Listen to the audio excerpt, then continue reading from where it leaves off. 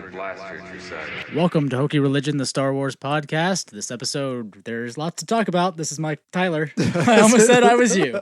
This is the other one. That is not the one he just said. The actual Michael. There's two. Jeez, I apparently was not ready for that in the slightest.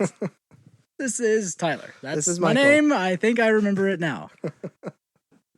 I'm speaking officially. To start the show, I have to go up with my voice and then down. Yes. We have a lot to talk about today. There is a lot to talk about. We took a break. Yep. Sorry for both of you. I mean, it's something we do every year. We take our New Year's break to... It's Christmas or New Year's, yeah, one of those days. It usually ends up being some time where we, A, we don't want to do it, and B, we have other things going on. Yeah, with the holidays and both of us traveling or being wherever with family things. Or both of us just being here. There's, just don't want to put pants on that night. Take this gum out. Everybody wants to hear me chew on that all night. Yeah, so we're finally back. It's 2019. Finally. Everyone was waiting. Things are looking up. Is that... No? Things are looking great. We're off to a great start. Yeah, everything's fine here. Everything's going well. Just as you couldn't ask for anything better, could you? Nope. Couldn't ask for a better I don't leave my time. house, so I assume that all is good out there. Don't tell me otherwise. You haven't looked outside at all? Nope. Oh dear. Yeah, I just I just when I take the dog out, I just crack the door and let him go out and hold my arm out while he goes outside with the leash, and then I don't look. Do the flying pigs get him? Or yeah. If I feel sharp tugs on the leash, I just let go and we get another dog. We're on the fifth one. We're on number 5 so far. All right. So, in a surprising turn of events, there's plenty to talk about for Star Wars. Speaking of a surprising turn of events, did you hear about EA? Could you believe it? Who would have thought that they would cancel another Star Wars game? Cancel a game in general. Who would have thought that EA would have done something shitty? What do you know? Yeah. So the previous game they canceled was the Visceral game, the one from Visceral Games. Yep. That was being headed up by the writer of the Uncharted series. Uncharted, right? thank you. Yeah. Could only think of Naughty Dog, which makes the Uncharted series. And then she dropped out of it, and then they canceled that game. They were repurposing the assets from that game to make an open world Star Wars game called Project Orca. And according to sources, and I guess officially, which have been confirmed now by EA, they have canceled the game in favor of a smaller scale Star Wars project that's aimed for a much sooner, possibly late 2020 release. Which sounds like a mobile game to me, or something like that. I think they're going to probably repurpose assets again to make a smaller game. Really? I think so. But like a desktop real game, or I think that's the goal, but I don't know. How many of EA's games are actual games? Amy Hennig was the director of the original Visceral game. Visceral Games project. Yeah, other unnamed sources from the studio hope that Project Orca might be even picked back up or restarted after this other project is finished. So maybe it's just taking too long. How likely is that? I mean, yeah. Was it just, I don't understand what their deal is, first off. I mean, they're making an open world game, which does take a long time to build. Well, if you do it right, sure. But now they're wanting to opt for a game they can get out quicker. Yeah. Which I'm guessing they would still have to repurpose assets at that point if they're wanting to get something out in a year. It depends on what they're working on. Basically a year and a half at this point, or a year maybe. Sometime, what did it say? Was it late 2020? Late 2020, 2 years maybe. But there's anyone else could have the license at this point, and it would be better than what's going on with EA. Yeah. I mean, EA, clearly all they're trying to do is monetize this as fast as possible.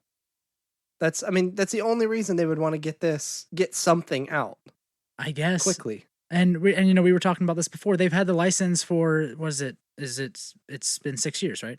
Since probably around the Force Awakens time. Yeah. around the purchase. And there's something I tweeted on our Twitter about how, like, in LucasArts, the games they released in 6 years, there was like a dozen games, and EA in that same amount of time has released Battlefront 1 and 2, and then not even counting their mobile games, which has been what, I think there's 2 mobile games, maybe.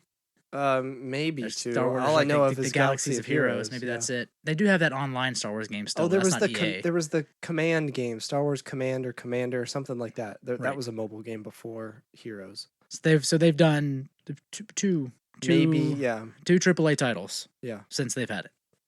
It's ridiculous. And I mean, I know Disney signed a contract with them, I guess, for them to be the holder of the license, basically, for them to have access to the license. Yeah. But how did EA, was it just that EA had the most money to get onto a contract with Disney to, I don't know, work out whatever deal it is? I don't know why. I don't know if it's their track record. I mean, they're known for big AAA titles, but not a wide variety of titles, though. Well, no. They've got their sports. They've got their shooters. Well, yeah. Oh, that's it. Well, you can't argue that they don't sell a ton of copies, though. Even though pretty much everybody hates them at this point. Right. Everyone hates them. But you so can, I don't know. And to me, it doesn't make sense because Disney already has other licenses that they work with. Like, I was thinking of just other studios and publishers and developers that they could have possibly worked with. And like, there's Ubisoft, who has, you know, Assassin's Creed and the a good variety of games, and the Far Cry series, and they have a decent variety, but they're all like Rainbow third person adventure or action games. Rainbow Six games. Yeah. They kind of have their things, their core things they do. Sure. Not a lot of variety there, kind of like EA. But then when I was looking into it more, Square Enix already works with Disney on the Kingdom Hearts series. Kingdom Hearts, yeah. They have they're working on a series of Avengers games right now. Really? That are going to be coming out. Huh. So it's like a series focusing on the Avengers. And they've had a standing relationship with them already. Yeah. And Square Enix has their subsidies include like Eidos, and they publish games like the Hitman series, the Eidos games that come out from Square Enix are the Tomb Raider series, all the new Tomb Raider games. Of course, they have all these RPGs they do as well. They also have subsidies that are they own was it Taito, the arcade games like Bubble Bobble and Space, or was it it's not Space Command. Space Invaders? I think it's Space Invaders. Like they that's one of their subsidies is like that was like a Namco game. Did they just license it from? I don't know. So they also have the arcade stuff. Then they have their mobile games. They've done Hitman and Tomb Raider mobile games as well. And they have a far wider variety and also a very large footprint in the gaming industry. That wasn't Namco. That was it was Taito. Yeah. Yeah. So they own that then. So it seems like Midway was the publisher for that. Why not Square Enix, where like they have a track record of a wide variety of games, have a wide variety of different developers that make a wide variety of different games that Disney already works with on other licenses. Yeah, I don't know. Maybe they couldn't handle, because that would be a big project. Maybe they didn't have the resources to take that on. Because have they ever, besides... And EA apparently doesn't either. Well, that's their own making, because they fire everybody. Right. They keep closing studios, because that's what happened to Visceral. No wonder Visceral you can't handle this. Stop firing people. Actually do the thing. I'm guessing they just made all these promises, and the promises looked great. The stuff that they had planned looked great until they keep closing studios and canceling the games. Yeah. Yeah, I don't know. And now the only thing we have left in the works that is concrete is Jedi Fallen Order coming from Respawn. Yeah. And who knows if that'll ever exist? Right. Because we don't all we got was a title. Yeah, we don't have any details from that. Last year, was it Celebration? Yeah. No, it was E3. Oh, okay. And I mean, Respawn has made the Titanfall games are fantastic, but yeah, I mean, I think that's really all they've really made. I mean, we've got Celebration coming up in a couple months, so maybe we'll see something from that. I don't know. I mean, we saw stuff from the Visceral game too, but it's true. Look where that went. And we saw stuff from 1313 before that. Yeah, that was before. That was before Visceral got involved, right? That was before any of that. I think. Yeah, it was a while ago. But yeah, there was it was like a proof of concept sort of thing. Right. But yeah, and it didn't even make sense to me that BioWare, who is owned by EA as well, wasn't working on the open world Star Wars game either. Right. Just, nothing about it made They did Anthem. I mean, BioWare obviously has worked on Star Wars before with Old Republic. Yeah. But didn't they just do Anthem? Were they involved in Anthem? Maybe. I can't remember. Or was that Bungie? That might have been Bungie. May have been. But yeah, I mean, BioWare's done the KOTOR and has done. No, that was BioWare. And BioWare did Mass Effect, right? Anthem. Yeah. Mm-hmm. So they have all these great games. Great. They work on open world like RPG games. Like right. That is their wheelhouse. If we got something in the vein of Mass Effect and Anthem, but for Star Wars, that would be incredible. Right. Yeah. I don't get it. But I mean, Anthem is EA also. Yeah. So is the publisher, so I don't know. I would love to eventually have a Star Wars game. Sometime in the next 6 years, at least one would be nice. That's not a shooter. Well, yeah, like you're saying before, the LucasArts games, I mean, you had racing games, you had obviously RPG with Old Republic, you had strategy games, Empire at War. You had the first-person shooters. There were a bunch of those. You had flying games. Yeah. You had the whole Jedi Knight series. I mean, there were so many different types of games. And Battlefront got started. And Battlefront, yeah. So you had a type of Star Wars game for every genre, basically. Pretty much. Yeah. And they were all good games. I mean, I've played pretty much all of them. They were all great games. And when you think about everything else that... Oh, you had Star Wars Galaxies, too. That was the MMO RPG, right? Yeah. And if you think about everything else that's happening with Star Wars, from the books to the comics to TV now and movies, everything else has there's great diversity. They're just dumping out so much of it. Yeah. And most of it is good, right? Yeah. Or not bad, you could say. Yeah, I mean, like some of it, I'd say probably half of it is. I mean, all the comics are good. They're not bad comics. Yeah, that's what I'm saying. None of it is bad. It's just, but they can't get a game out. Yeah. Yeah, so far we've had Battlefront and Battlefront 2. And I know game development takes a long time. I'm not expecting them just to let me just hit the game button and one pops out. But if EA's had the license for 6 years and they've canceled multiple games and cannot finish one, at what point does Disney okay, we need to move on. Is there any stipulation in that contract? Like, if you can't make a game because you're incompetent, we can cancel this at any time. I don't know. Maybe the contract is some kind of it's licensed in perpetuity. Great. I don't know. It's ridiculous. I would love to see an updated Star Wars RTS or just anything that isn't a first-person shooter, you know? Right. Like the Battlefront series for first-person shooters are good. Yes. They are good. I mean, Battlefront 2 had its problems and still does. That were mostly because of EA and their microtransaction. Exactly. It was all kind issues. of studio problems, but the game itself is good. Oh, it looks great. It was so it looks amazing. From the standpoint of story, the first-person campaign is pretty good. There's a lot of good parts of it, but okay, it's time to do something else now. You know? Right. I mean, anything. A racing game would be fine. Give me another pod racing game. I would... No, I don't. No? I don't need you another go pod racing game. No, that's all right. I would love an updated, flying simulator. Yeah, that'd be you great. Don't get a lot of those anymore. Updated, to include stuff. I mean, we've got parts of that in Battlefront 2. But to have a game just focused on that would be great. To be able to fly, craft over all eras now, all 3 trilogies, that would be great. Yeah. Yeah. I would love a Mass Effect type Star Wars game, another KOTOR, basically. Yeah, but Mass Effect type quality. Right. Yeah. Because Knights of the Old Republic was good. It was just because of the time it came out, it was just so janky. It's a little clunky.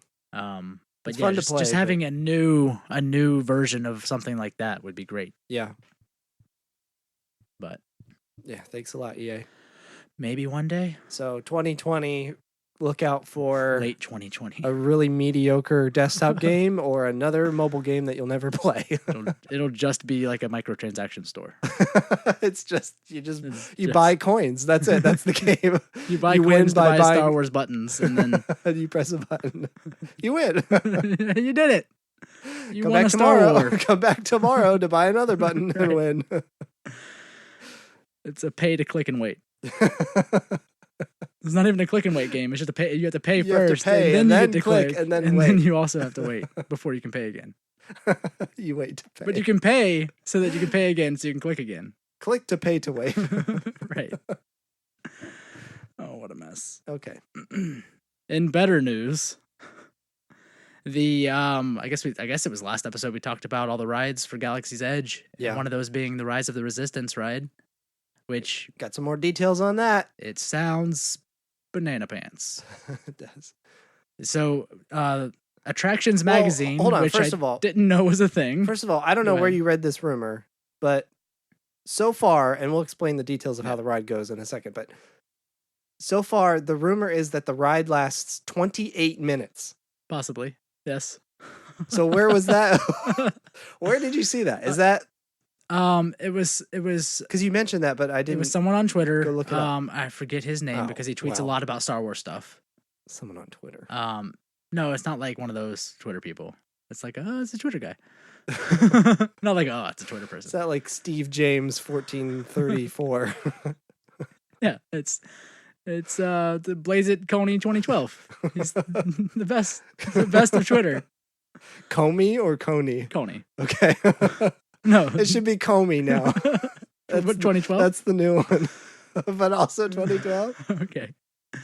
So, Attractions Magazine, which is a thing that exists. Attractions Magazine. That's a porno.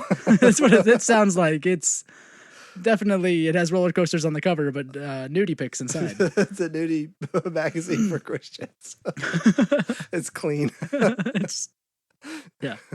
So Attractions Magazine has published a full detailed rumor of what's to be expected from the Rise of the Resistance. And so this is like almost like a walkthrough of the ride, basically, is the rumor they have.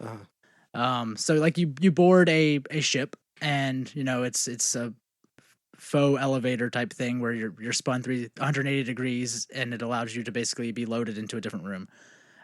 You have large screens combined with music and sound effects that simulate that you are taking off from Batuu into space. So while you're on your way through the galaxy, the ship is captured by the First Order. You're forced to land inside of a First Order Star Destroyer hangar. This is where the main storyline begins. Basically, you exit the pre-show ship and into the hangar. That hangar is the hangar we've been hearing about. That giant room that they've been saying is the biggest indoor. It will be one of the largest rooms of the entire building, complete with the animatronic stormtroopers, which are supposed to be hundreds of them, right? That's what we heard a while ago. TIE fighters, and then a picturesque That's where the show and jumping around and all the crazy action is going to take place. Right. So it's like you're loaded into this ship. Basically, you go into space, you get taken over by stormtroopers, and that was just the pre-show. Now you're loaded off of that into this hangar with hundreds of stormtroopers, animatronic stormtroopers. And this is where you are then basically told to move along as you're taken into individual loading rooms that look like First Order prison cells. So think like Mission Space, where you go from the loading area to like the staging area, where you're all kind of, I don't know. Right, except for it's themed and like in universe the entire time. Again, sure, yeah. Like they've been talking about how immersed you are. Just the loading areas and loading base for the ride are all totally immersive. Story. You're being captured by the First Order to get in line to wait for prison, right? Basically. So then all I can think about when I hear this though is, do you remember the Great Movie Ride where there was kind of that preloading area with the theater? Yeah. And how shitty it was to walk through that with all these tourists, and you're trying to watch. Trying to like be in the theme of the Chinese theater, and the movie's playing and everything. Sure, but there's like kids screaming everywhere, and sweaty, gross people. But this also makes me think of how good the line is for the Harry Potter ride at Universal, the Gringotts, the Escape from Gringotts. How really nice, and I mean, it still looks like a line, but at the same time, there's so much theming and so much like they take your picture, like you're getting. ID'd for the bank or whatever before you get on the ride. Yeah, I guess so. It makes me think at least something along that lines where it's at least somewhat immersive. Yeah. So then you're in this prison cell. Two ride vehicles exit the large first room in an extremely high detailed area, which is meant to look like hallways inside of a just first order Star Destroyer. That's what we saw in the video Those little ride that they came out. vehicles. Yeah. So in the video, there were real people walking around, and Right. they're saying here in these hallways, there aren't going to be any real characters. They're all going to be animatronics, probably. Probably, yeah. So once you're in the prison cell, you're basically then transported, and this is when the real excitement begins. When you turn a corner, come face to face with an animatronic Kylo Ren. His saber ignites as the vehicle backs up in retreat. You'll spin around and go down a second turn, only to enter an AT-AT room. The AT-AT walkers these are, I think, the full size AT-ATs where they that they're building inside the hangar. The other ones we've seen, where the heads can move and fire upon the guests, only missing them, of course. So basically, I'm assuming at some point your ride vehicle is, I don't know, taken over by somebody takes charge and tries to get you out of there, type of thing, and then you're trying to escape. Well, there was more to that. There was you're being piloted by a little droid, right? Or something happens to where this droid takes over the vehicle, and then basically you try to escape. Right. So the resistance basically comes to save you. Yeah. From the First Order. Right. Yeah. So there won't be any real characters. At the end of the ride, also I read, you'll exit in an area that, at least from the renders or whatever it was they were showing, it looks like it'll be visible to the rest of the park a little bit. Like, interesting. Like you'll be able to see people coming out, like you got rescued from the First Order and you're back in Batuu or something like that. Interesting. Yeah, so it won't like be hidden away inside the ride, and then you go through the exit and go to back the gift into shop, the park. and then it's like kind of still in the story. That's cool. Kind of a thing, yeah. So it sounds really crazy. And I wonder if that 28-minute experience includes like the loading areas, waiting for the ride, basically, which is part of the line technically. Yeah. Maybe. I wonder if that's the case. With the lines, probably the ride itself is probably more like 10, 12 minutes. Yeah. But then you have to wait about the same amount of time. Right. In prison. Yeah. It sounds great. It sounds really cool. Which brings up another thing we heard recently, which is an initial estimate for Disneyland, the Disneyland opening of Galaxy's Edge. Right. People are predicting. The Disneyland capacity is around 75 to 80,000 people. Yeah, much smaller than Disney World. Right. The initial projections for the first day of Galaxy's Edge in Disneyland is around 200,000 people. Yeah, this is from a theme park analyst, right? Who analyzes theme park crowds and attendance and stuff like that. Right. So yeah, based on the popularity, based on I don't know how this is going to be like the first Galaxy's Edge open and all of that stuff. 200,000 people. I think somewhere in there they guesstimated waits for the ride as well. If I remember correctly, it was like 4 or 5 hours or something. I didn't see that part. The guest wait, like this possible wait time for some of the rides. It's insane. Basically, unless you get in line in the morning, you're gonna be waiting multiple hours to get on any of the rides. It's almost 3 times capacity for Disneyland. Yeah. This projection is So I mean, imagine here. It's gonna be a mess after the other park is open and people have seen it and get even more excited about it. Imagine how much worse it's going to be here. I mean, just Toy Story Land alone here is still insanely busy, and it's been open for what, a year, 2 years? Yeah, and I think lines for like the Slinky Dog coaster are still hours. Over an hour, yeah. Average over an hour. I think it was over the holidays. It was either Christmas or Thanksgiving, if I remember correctly, where the lines were like 3 hours long for that. That's ridiculous. Yeah, and that's been open for a while now, and nowhere near as popular as. I mean, it's in a park that's been kind of dead for a while now, so maybe that has something to do with it. Yeah, which is where Galaxy's Edge is going to be too. So I don't know. Yeah, it's there's no way we're going to be able to do anything at any point. Yeah. You have to wait until like a weekday at opening on a weekday when school is still in. Still, though, I mean, But even then, it's still going to be busy. this is going to open in the fall. It's projected to open in the fall, maybe winter Right. of this year, right? Right. If there are no more delays. So yeah, maybe in January, February of 2020. I don't know. Yeah, I don't want to it's gonna wait, be but at the crazy. same time, I really don't want to. I don't want to see it like that. I know. I know. I don't want that experience. It's the same for ever. me. I want it to be perfect when I go. I want it to be just me. your own personal extra magic hours. Right.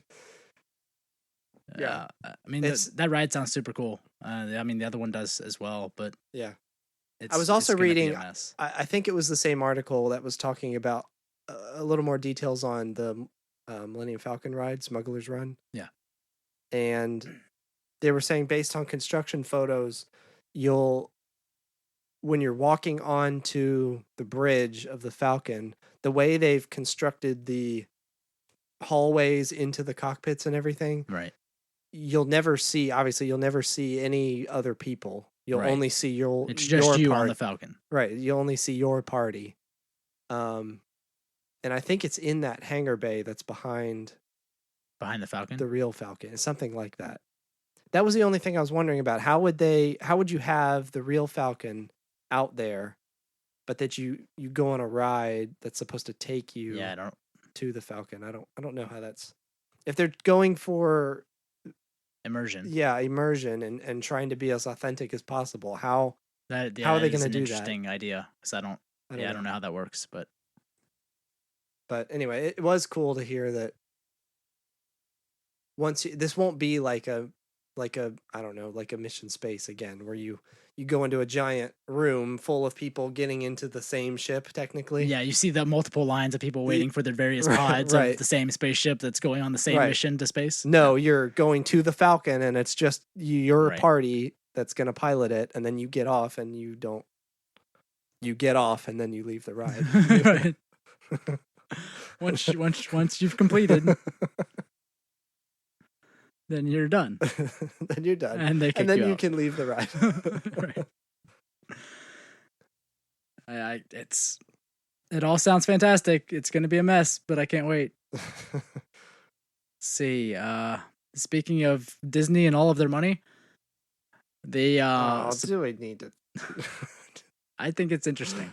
Just because we've talked about it a few times, the Disney Fox purchase is now expected to close by early March.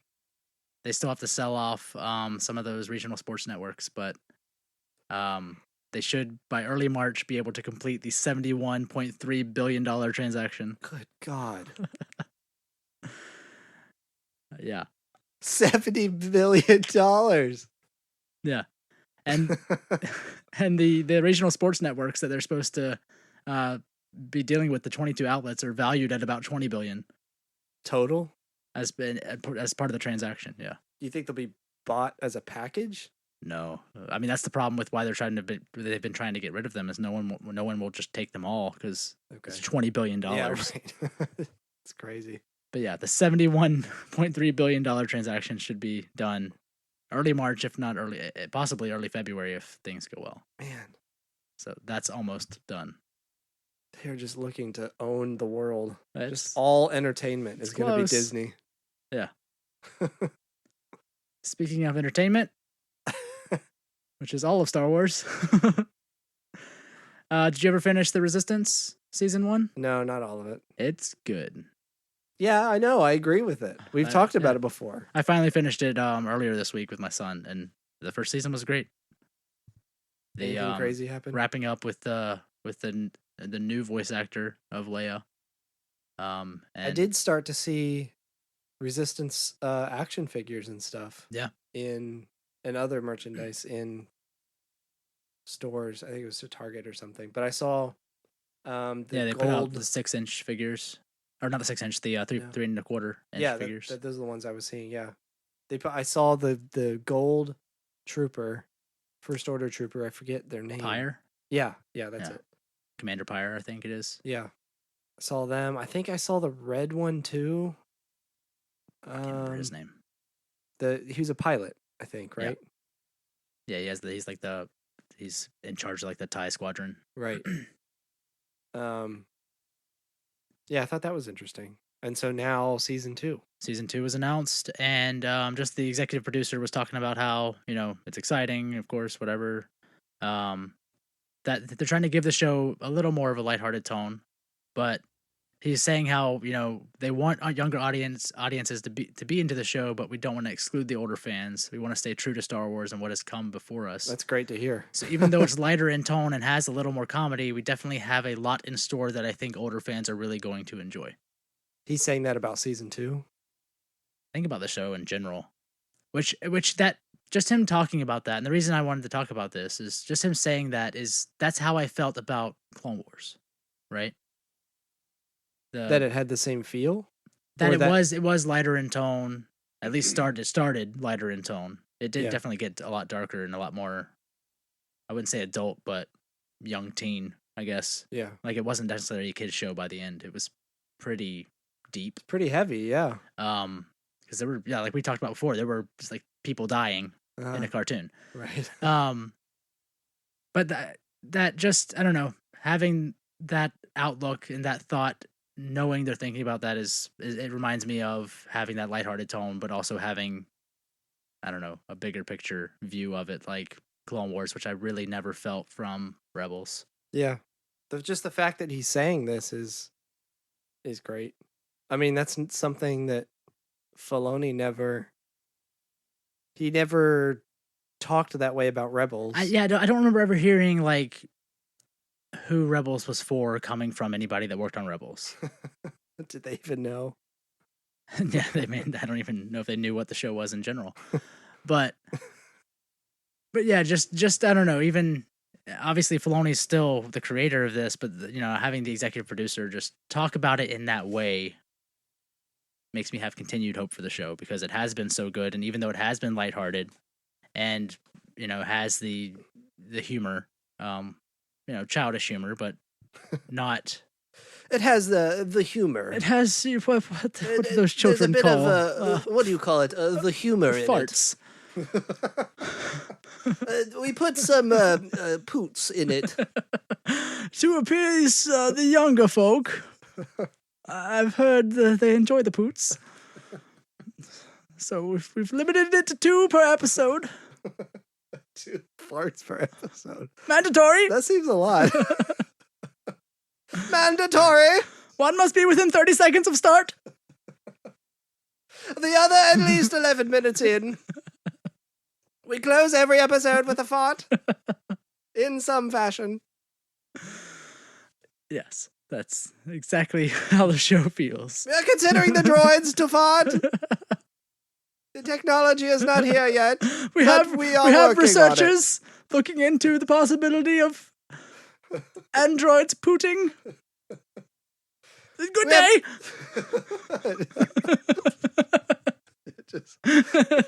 Just speed walks out. Right. Oh, okay. Interview over.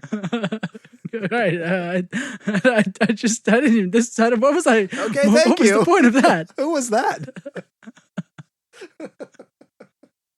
This is just in an elevator, just somewhere. Oh, he got to his floor. That's why he had to leave so quickly. Yeah. Okay. No one was even talking to him. He just started talking about poots, and no one's quite sure. No one asked him a question. He just started. We will have the humor. Ha ha ha ha. What? Who's that?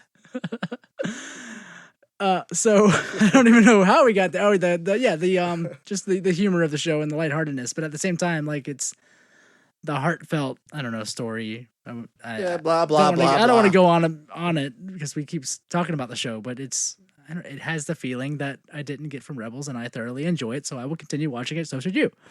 The end. The end. End of story. It's a good show. I will finish it. And I think the second season's already coming out, like, soon, this summer maybe. I don't recall. I will have to look it up. Don't remember. But speaking of other new things, we've got a new book series. But not only a new book series, a crossover with a comic series as well. Ooh, two word paper folders. 2-word. Uh-huh. Like What is that? there's only 2 words. No, the papers contain words, and the papers fold. Page 1, star. Flip this page here. Wars. It's fantastic. The end. Oh, 4 words. Yeah, the Alphabet Squadron book that we had been told about. When was that? Back at it was like a Comic-Con somewhere. New York? I don't know. I don't remember. Anyways, Alphabet Squadron book that is coming out is turning into a trilogy. The first one, so the book is about a squadron of pilots who, of course, were the rebels and are now the the New Republic. New Republic. And so basically turning in from the hunted to the hunters.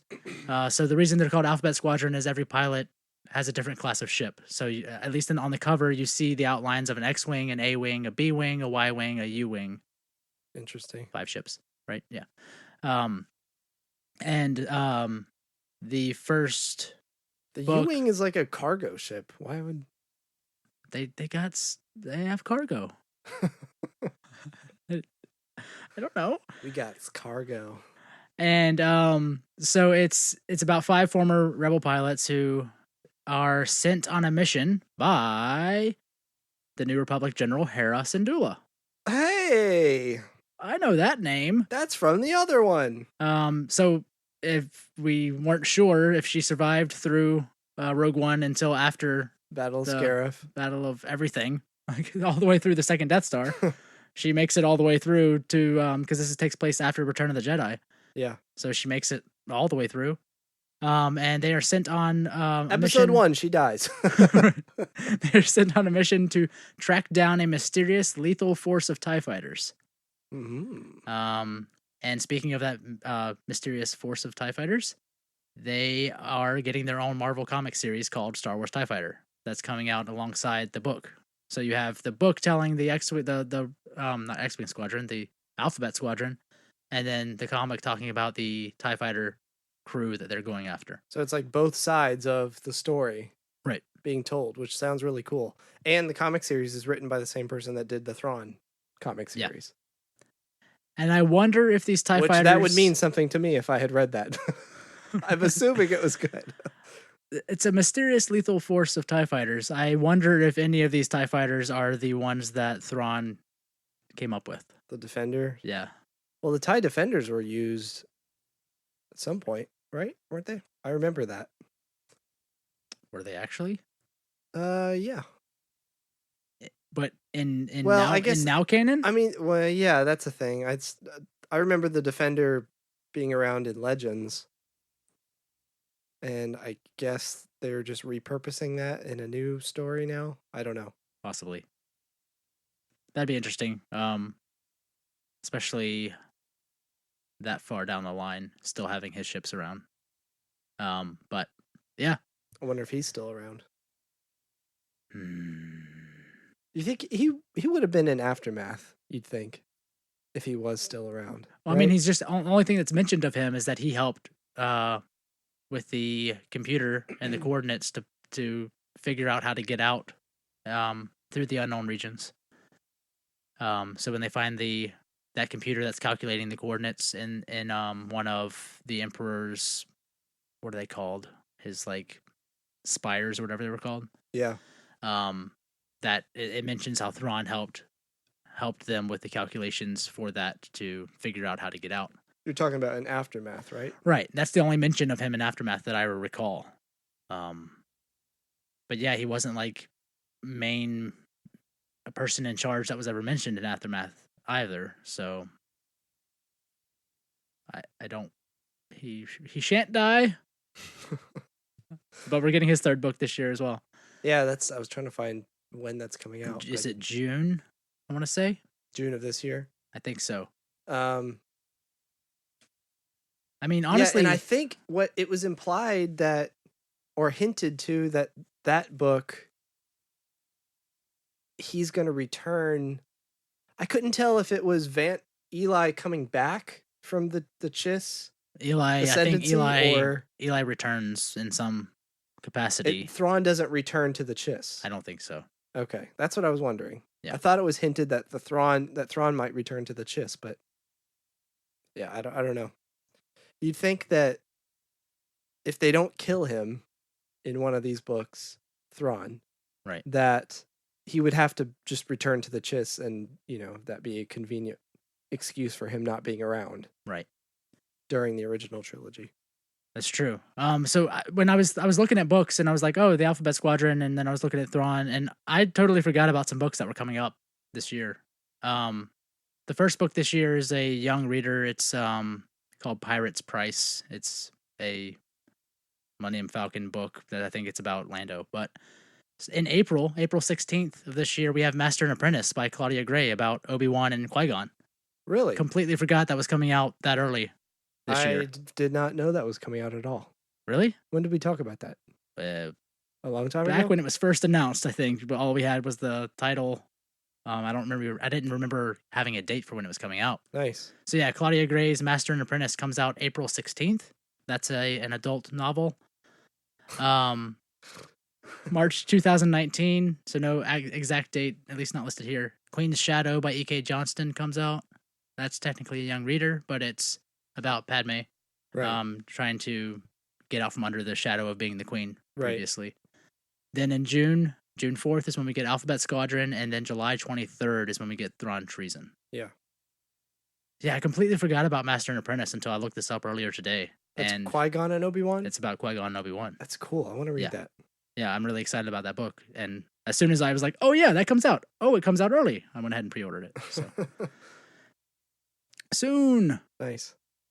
It's good books so far. And that's not even, that gets us up until July. And then I'm sure by then we'll at least celebration, have a title. By celebration, we'll have, I'm sure, a whole slew of books announced for the journey to episode 9. Yeah. And celebration's April, so that'll be before all that. Yeah, so it has a lot of stuff coming out, or a lot of books coming out, some comics and TV shows, and then later in the year we'll have the Mandalorian TV series out, and then obviously episode 9 after that. It'd be pretty cool. Are you still feeling the same way about trailer for Celebration? They have to, right? Nothing else has really been rumored about that, right? No, not that I've seen. They're starting to they're gonna wrap soon on production, aren't they? Or at least principal. I know. What was it? Some people have already gotten crew gifts. Okay. I saw some stuff on Reddit about that, which is interesting. One of the crew gifts for episode 9 was a little jar of sand from somewhere, from Tunisia, probably. And then one was like a little jar of like little black beans or jelly beans. They were like little black beans in a little tiny jar, and it said they'll swallow you up. What? It was very cryptic. I'm assuming people knew the crew knew what that meant. But it had a letter. What if they didn't?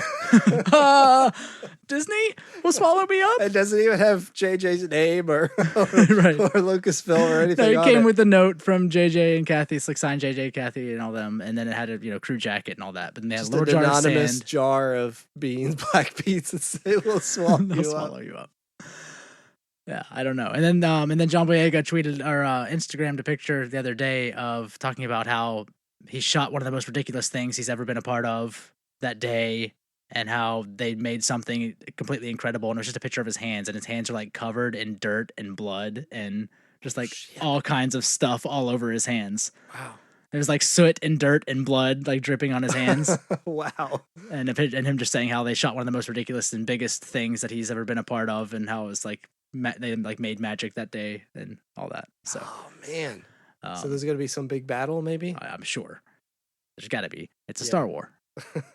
We gotta have the war. It's a war in the stars. It's required by name. Contractually obligated to have at least one Star War. And then Adam Driver was talking about him working on Star Wars this whole time for the 6 years that he's been involved in it, and he's quoted as saying, with Star Wars, I had one piece of information of where it was all going, and that's where it has been in my head for a long time, and things were building towards that. So they actually, And I think he said that they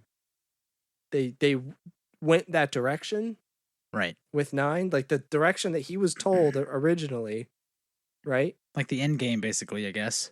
Is where it ended up going. Yeah, because this is an interview of him, talking about like what's it been like being a part of Star Wars for 6 years, and he was saying how he's only had something that long before, which was Girls, which is a show that's supposed to be good. I've never watched it, but I've heard it's great. Okay.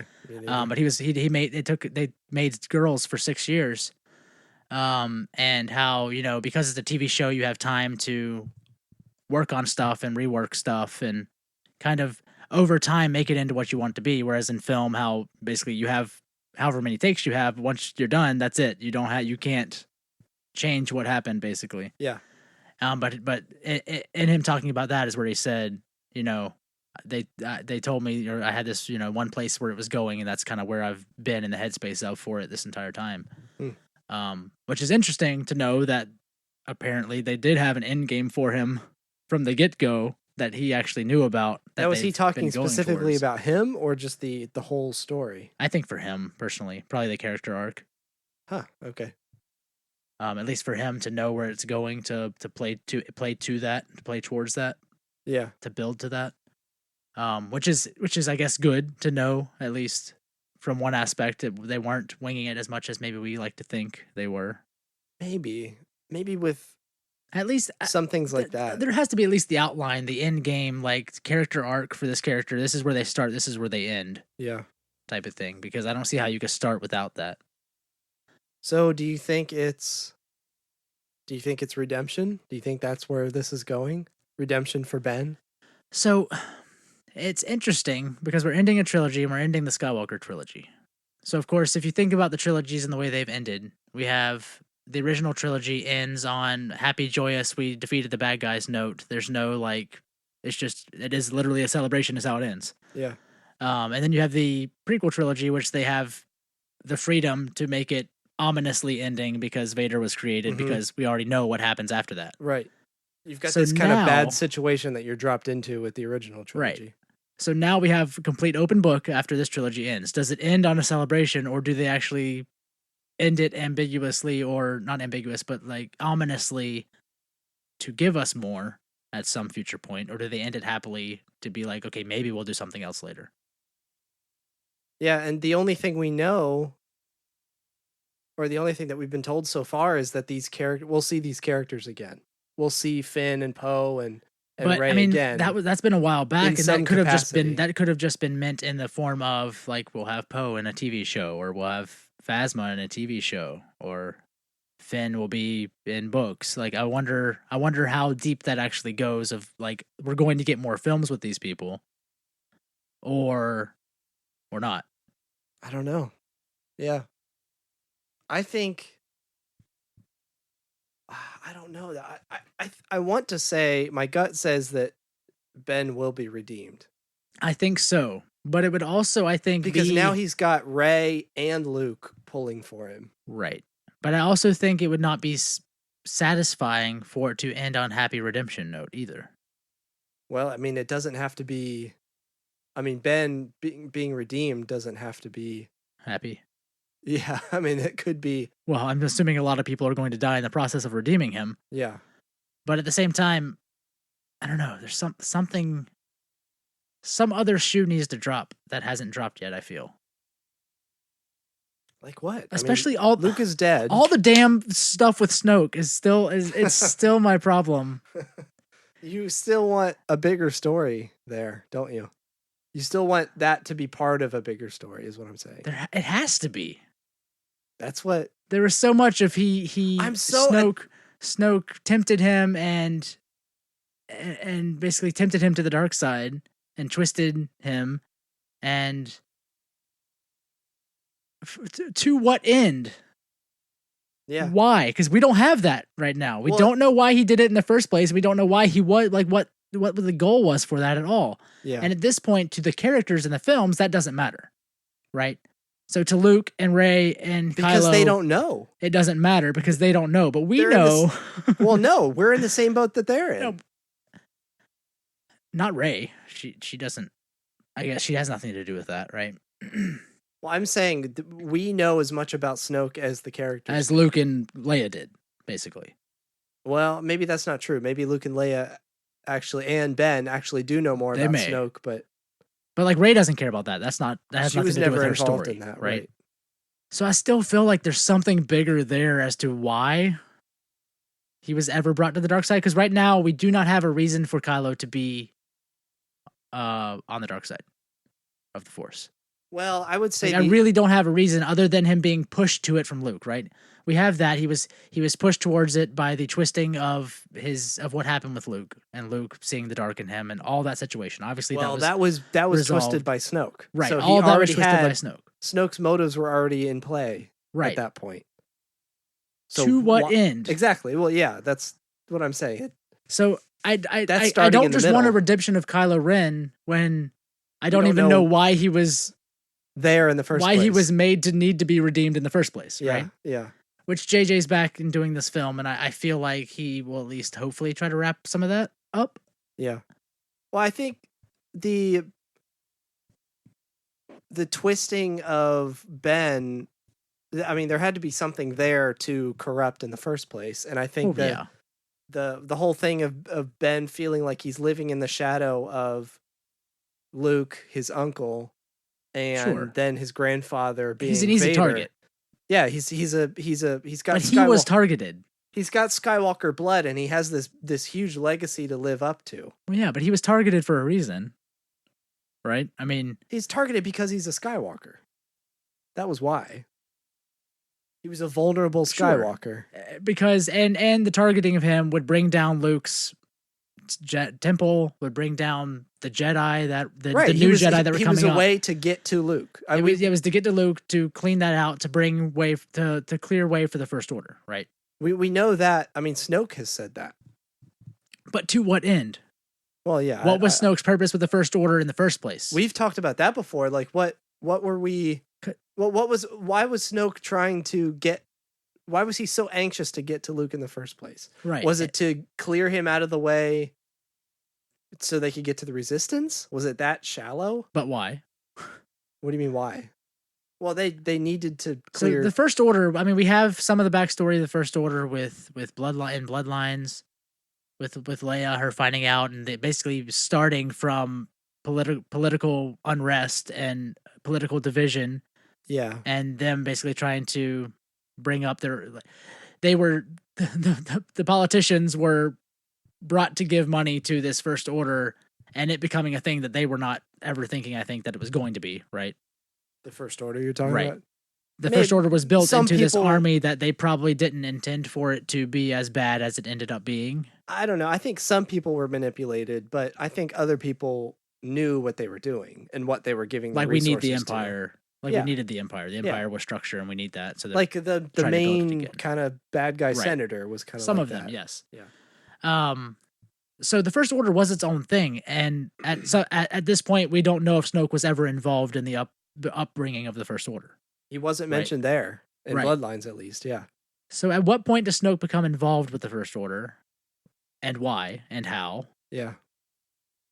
And then, even though he's involved with the First Order, he's in everything we have with him. He is letting Hux do his military thing of just like go take over. Yeah, and he seems more concerned about getting to Luke. Yes. Why? And he's gaudy and berobed and bejeweled and like he has no reason to be part of this First Order. Like, he doesn't seem at all caring about ruling like Palpatine was, which we've said before. Yeah, it was just to get to Luke through Kylo. Right. Snoke's plan or goal seemed more... He wanted them to bring him Skywalker. More immediate than Palpatine's. Right. He just kept saying, bring me Skywalker, basically. So, yeah. And we still have no idea, why did he want anything to do with Luke? Was it... So, yeah, like we've said before, was it because they were just trying to bring the Resistance out of hiding, or was it bigger than that? Was it... I don't think Snoke gave a shit about the First Order or the Resistance at all. I agree with that. I don't think he did. He got himself in with the First Order just so that he had enough power to get to Luke. Yeah. Right? And But if Luke was, But he was so if Luke scared was of- gone and wasn't being involved, why was he still trying to get to him? He had already scared him away. He was so scared of the Resistance reconnecting with Luke. He was going after that map in Right. Force Awakens. They can't have that map. They can't find him. They can't get to Luke.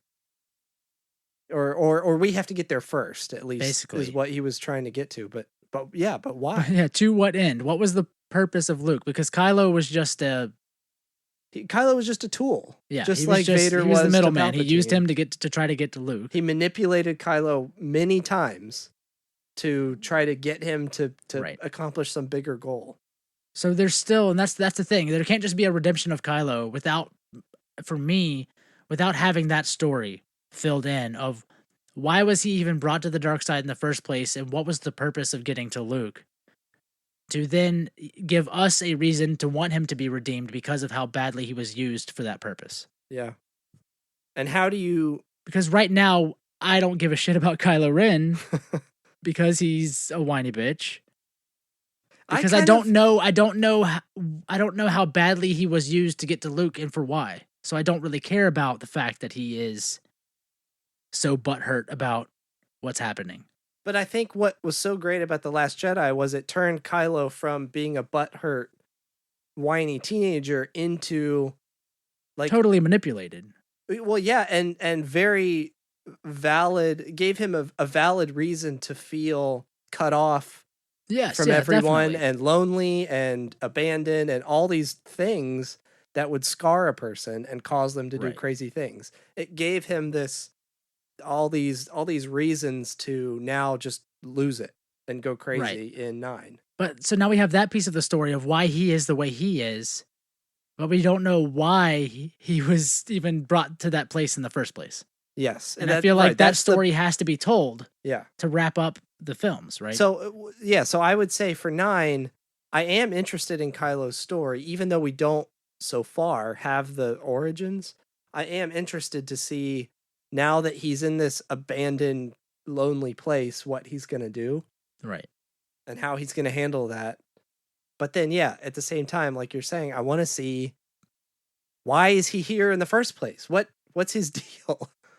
You know, what happened between his training with Luke and or when he first started that, and then now him being Snoke's right hand. And Snoke is still just this humanoid alien. Like we still don't even have a race for what he is. Yeah. Right. Right.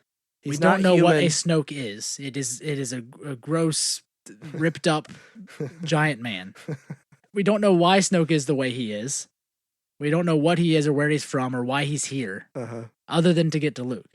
So there's got to be more of them, of Snokes. There's got to be other Snokes that don't look like they got stuck in a garbage disposal. Because obviously something happened to Snoke, right? I don't think the creatures are made to look like that on purpose. Right. We've talked about that before too. Why? So something had to have happened to him, and was it Luke? Yeah. Right. Was it Luke that did this to him? Yeah. By maybe through no fault of Luke, not on purpose. What do you Something think could have about? happened, but I haven't thought about it this way before. What do you think about? You know how Obi-Wan and Jedi gave Luke the full backstory of Vader for the first time, right? And actually told him the truth. What if we get that from Luke in 9, where Maybe. now Luke has nothing to lose anymore because he's already dead and he's with the Force, right? And so now we get the Luke Force Ghost explaining to Rey or whoever what happened with the Kylo truth, Ren. the truth behind It's very Snoke possible. and Kylo Ren. I could see that happening. And if Snoke, if it truly was something that Luke did to Snoke, or like he created Snoke, right. maybe that's another reason he feels so guilty. Possible. And then you have Snoke, which there may be more of, and was this all of Snoke's own creation? Or has he been sent to do this because there's other Snokes that need this to be done? Snoke is the race, not the person. I assume at this point. Okay. Are there other gangly folk that need him to fulfill this mission? Giant bucket heads. Right.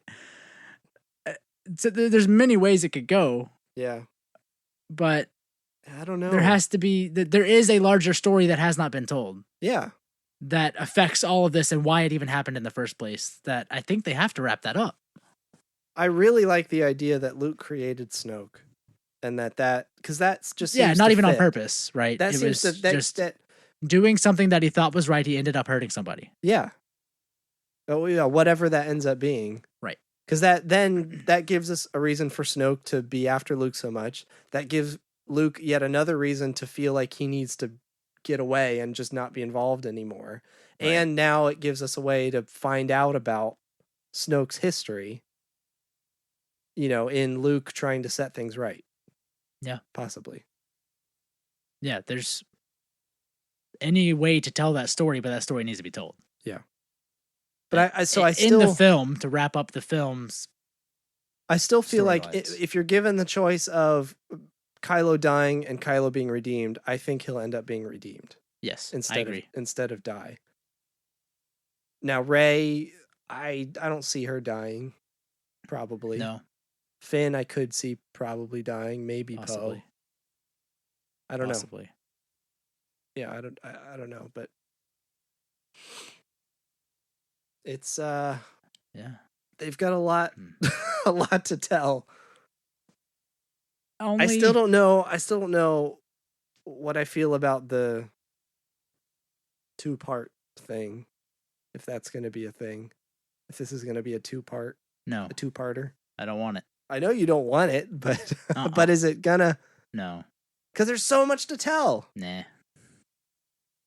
You think I could not see Disney, Lucasfilm, or JJ doing that at all. You don't think so? That's not a thing that Star Wars does.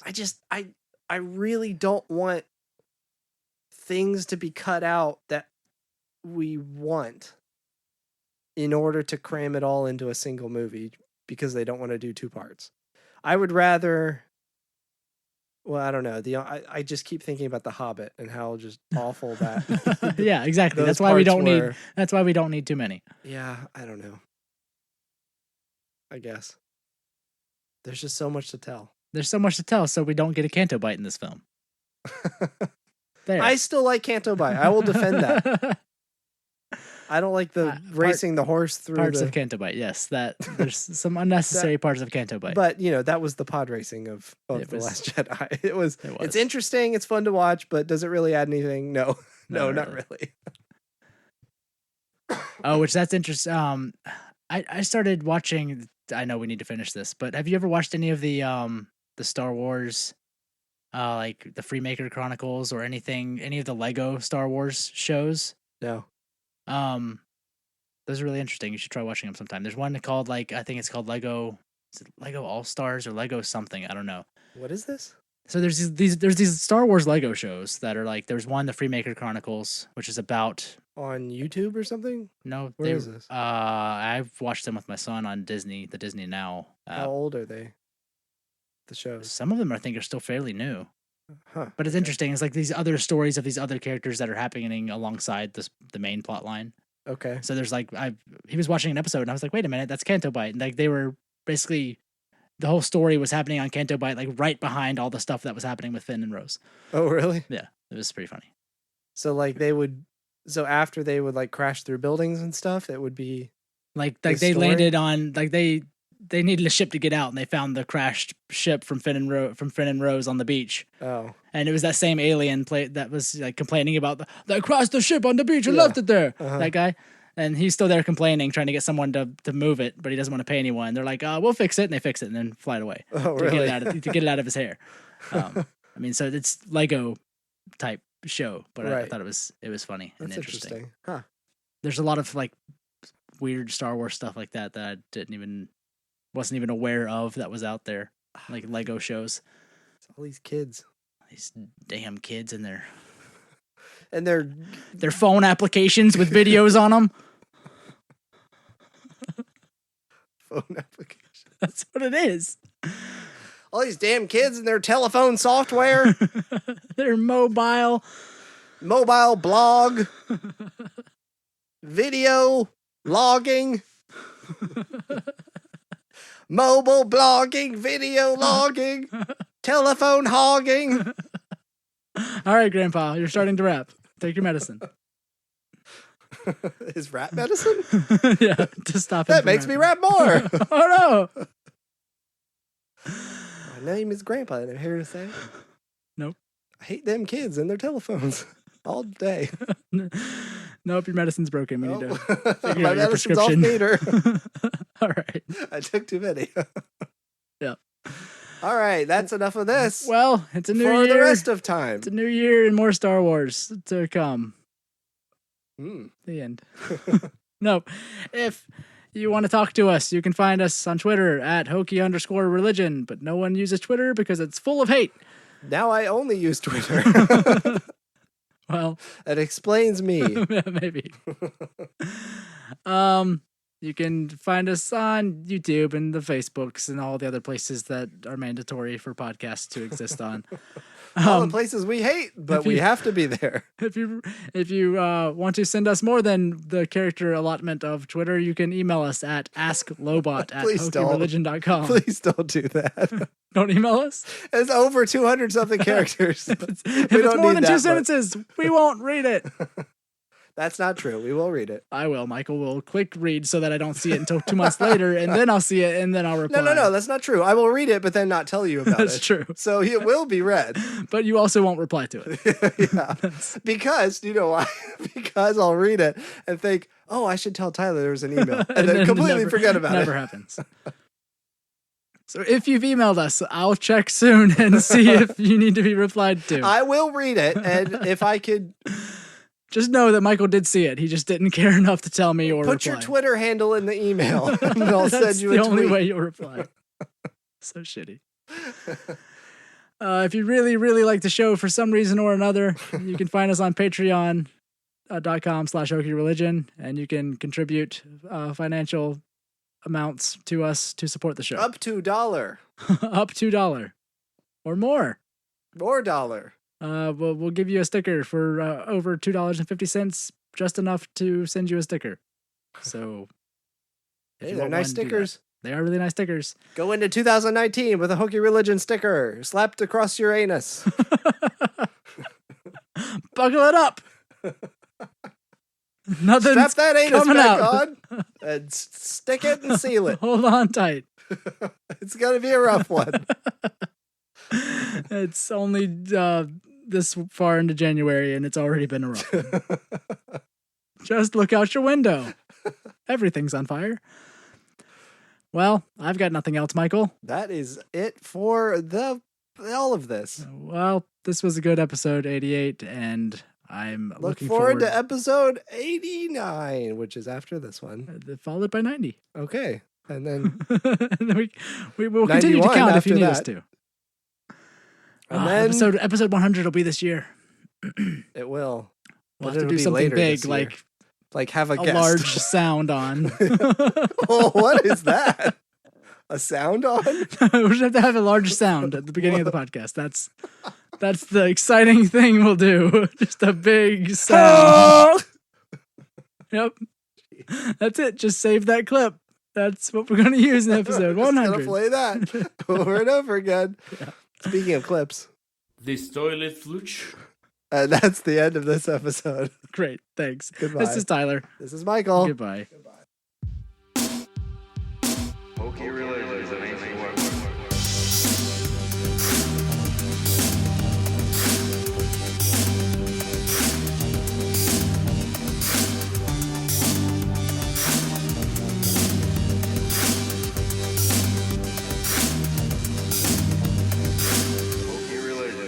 Weapons are no match for a good blaster at your side. This toilet fluch.